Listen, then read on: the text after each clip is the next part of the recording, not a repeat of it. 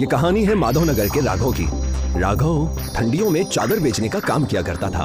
राघव की चादर ठंडियों में ही बिका करती थी और बाकी के महीने राघव को व्यापार में घाटा हुआ करता था। जब जब गर्मियों का मौसम आता है हमेशा मुझे ऐसी ही तकलीफें होती हैं। ना कोई चादर बिकती है ना कोई सामान। तो अब्बू, तो आपको बेचने ही क्यों है? मेरे साथ घर पर वक्त गुजारा कीजिए ना। अगर मैं तुम्हारे साथ घर में वक्त गुजारूंगा तो हमारे घर खाना कैसे बनेगा बेटा? राघव सोचते हुए अपने घर से गांव की ओर चला जाता है और वहां जाकर सोचता है कि हे मालिक, इतनी गर्मी है। गर्मी का महीना आने में अभी 15 दिन वक्त है, उससे पहले ही इतनी गर्मी, पता नहीं आगे क्या होगा। तभी एक खातून वहाँ पर मटका लेकर आती है और कहती है, अब क्या बताऊं राघव भाईजान, पूरे कस्बे में पानी भी नहीं है और हमें पास के कस्बे ने पानी देने से भी मना कर दिया है। गर्मी बढ़ती ही जा रही है, खेत सारे बंजर पड़े हैं। कहीं ऐसा ना हो कि कोई प्यास से अपनी जान खो बैठे। सच कहा राघव भाईजान आपने, कुछ ना कुछ तो कस्बे की सुरक्षा के लिए सोचना ही होगा। और तो और हमारे कस्बे के जानवर भी पानी के बिना प्यासे रह रहे हैं। मेरे घर पर थोड़ा सा पानी रखा हुआ है, मैं उन पंछियों को पिला देता हूँ, उससे कम उनकी दुआएं तो लगेंगी। राघव घर जाकर अपने घर से एक बाल्टी पानी लेकर प्यासे जानवरों को पिलाता है, जिसे देखकर राघव की बेटी रम्या उससे कहती है, काश अब्बू हमारे कस्बे में भी पानी होता। पानी ही नहीं, काश हमारे कस्बे में बर्फ होता, मैं तो बर्फ से ही सारे काम करती। लेकिन ऐसा कहाँ मुनासिब है, ये मुमकिन नहीं है बेटा। अब्बू, एक बार आपने ही कहा था, अगर कुछ ठान लो तो सब कुछ मुमकिन हो जाता है। रम्या की बात सुनकर राघव अपने गांव से बाहर चला जाता है और वहां जाकर देखता है कि गांव का सरपंच पानी बेच रहा है। आओ आओ, ले लो, ठंडा ठंडा पानी खरीद लो, इस बेहाल गर्मी में अपनी प्यास बुझाओ, आ जाओ आ जाओ। इस सरपंच साहब, आप बड़ा अच्छा काम कर रहे हैं, लेकिन आपके पास पानी कहाँ से आ रहा है? अरे तुम आम खाओ ना, गुठली क्यों गिन रहे हो? अब मुझे भी 2 ठंडे बोतल पानी दे दीजिए, मेरी बच्ची इस चीज से बड़ी खुश होगी। राघव सरपंच के यहाँ से पानी लेकर अपने घर जाता है और सब बड़ी मोहब्बत से पानी पीते हैं। तब उनके घर पर उनकी गांव की खातून आकर कहती है, क्या बात है, सब ठंडा ठंडा पानी पी रहे हैं। देख लो क्या जमाना आ गया है, घर में शरबत पिया करते थे, अब पानी पी रहे हैं। इतने गर्मी के हाहाकार में भी पता नहीं कहां से सरपंच जी कहां से ठंडे पानी उन्हें पानी बेचते देख तो मेरा तो जी ही घबरा रहा है। ये बात मेरे भी मन में आई, लेकिन वो नेकी का काम कर रहे हैं ना। अगर भलाई का काम है तो फिर रुपये क्यों ले रहे हैं? वो कहते हैं ना, घोड़ा अगर घास से दोस्ती करेगा तो खाएगा क्या। और आज तो मैं भी उनके पास नौकरी मांगने जा रहा हूँ, घर में कुछ तो अनाज आएगा। राघव सरपंच के पास नौकरी मांगने चला जाता है। उस वक्त सरपंच और उसकी बेगम घर के आंगन में खड़े होकर बातें कर रहे होते हैं। सुन रही हो बेगम, कुछ दिन और गांव वालों को लूटकर हम माला माल हो जाएंगे। मैं तो सोच भी नहीं सकती कि उस बकरी के बददुआ की वजह से हमें इतना मुनाफा हो रहा है। जब तक उस बकरी को तुम उस बर्फ की खदान में रखोगी तब तक हमें ऐसी ही बर्फ मिलती रहेगी। घर के पास खड़ा राघव सारी बातें सुनकर दंग रह गया। मैंने सरपंच जी को मालिक का रूप समझा था, लेकिन ये तो पूरे के पूरे शैतान निकले।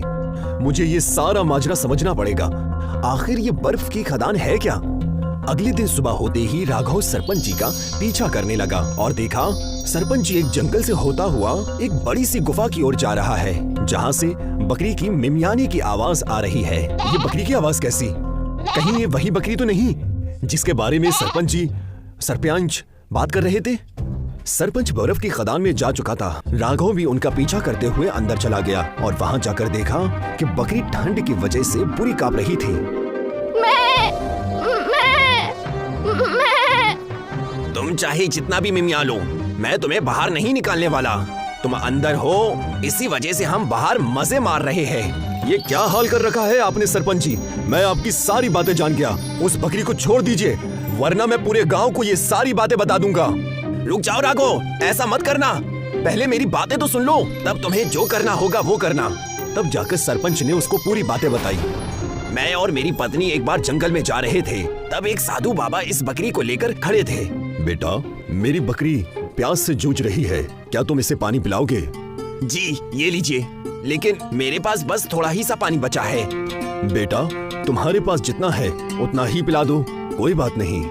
और जैसे ही मैंने उसे पानी पिलाया, उस साधु ने मुझे बहुत सारी दुआएं दी और कहने लगा, इस जंगल के पास वाली गुफा बर्फ की हो जाएगी, लेकिन तुम्हें मेरी बकरी को पालना होगा, और अगर तुम इस बकरी को बाहर लेकर आए तो बर्फ की खदान मिट्टी की हो जाएगी और तुम्हारी बेगम पर परेशानियां आ जाएगी। इस बकरी की देखभाल तुम्हें तब तक करनी है जब तक मैं हिमालय से जड़ी बूटियां लेकर वापस नहीं आ जाता।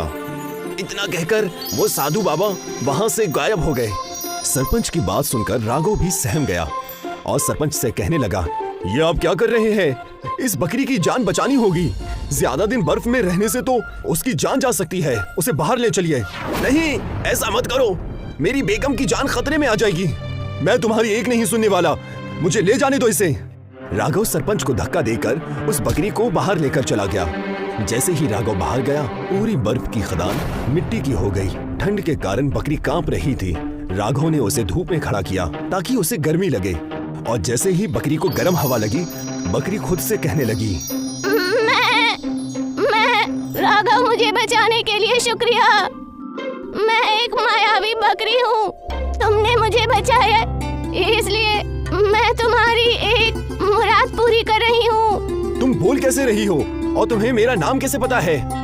मैं लोगों को देखकर उनका नाम और काम पता लगा लेती हूँ। मेरी मुराद ये है कि तुम्हारी सारी चादरें बर्फ की हो जाएंगी। जहाँ मैं खड़ी हूँ उस जगह की मिट्टी को ले जाकर अपने चादरों में डाल दो, वो सब बर्फ की हो जाएंगी, और मुझे यहीं जंगल में छोड़कर चले जाओ। और सरपंच, अब तुम्हारी बेगम महफूज है। मैं क्या सच? तुम्हारा लाख लाख शुक्र है। मैं उस बर्फ की चादरों से लोगों की भलाई करूंगा। पूरी गर्मी में सबको चादर बांटूंगा। राघव उस बकरी के कदमों की मिट्टी को ले जाकर अपने घर की चादरों पर डालने लगा। देखते ही देखते सारी चादरें बर्फ की बन गई। मैं ये सारी चादरें सबको बांट दूंगा। अब से इस कड़ाके की गर्मी में कोई प्यास से नहीं जूझेगा। लगता है आपने अपने मन की मुराद पूरी कर ही ली। इतनी सारी बर्फ की चादरें आपने बनाई कैसे?